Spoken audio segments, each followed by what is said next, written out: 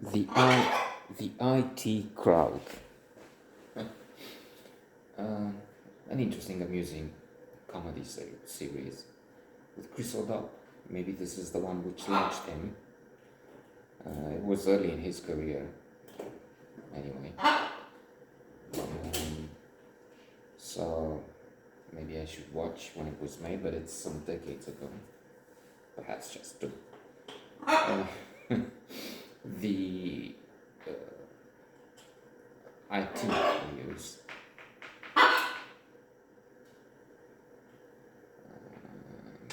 Computers that are clearly dated. I mean, we know what's the Moore's law, the one which says that every year the capacity doubles computing. It's reaching a point where it won't work so much. It's also a question of putting so much more computing power in a smaller space. But it obviously you can only go this much. At the limit, there is no more space left to fit. So anyway, but that's not the point. We're not really looking into computing.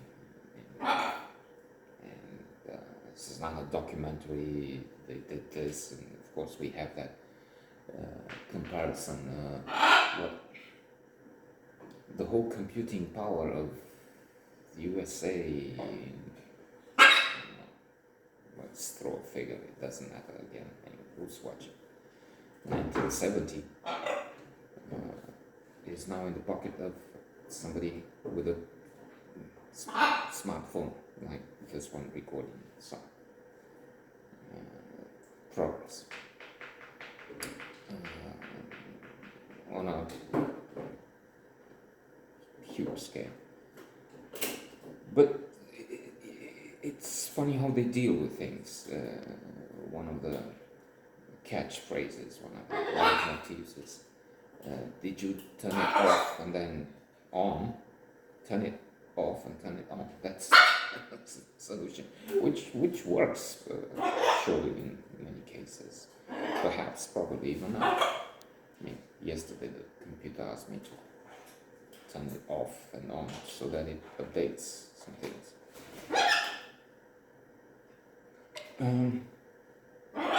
So we have those nerds too. Pardon, and manager, owner of the company,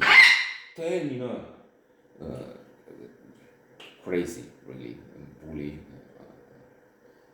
something of a nymphomaniac. He even gets a sort of underwear with electric shocks, so that wait, tell me now. Presumably,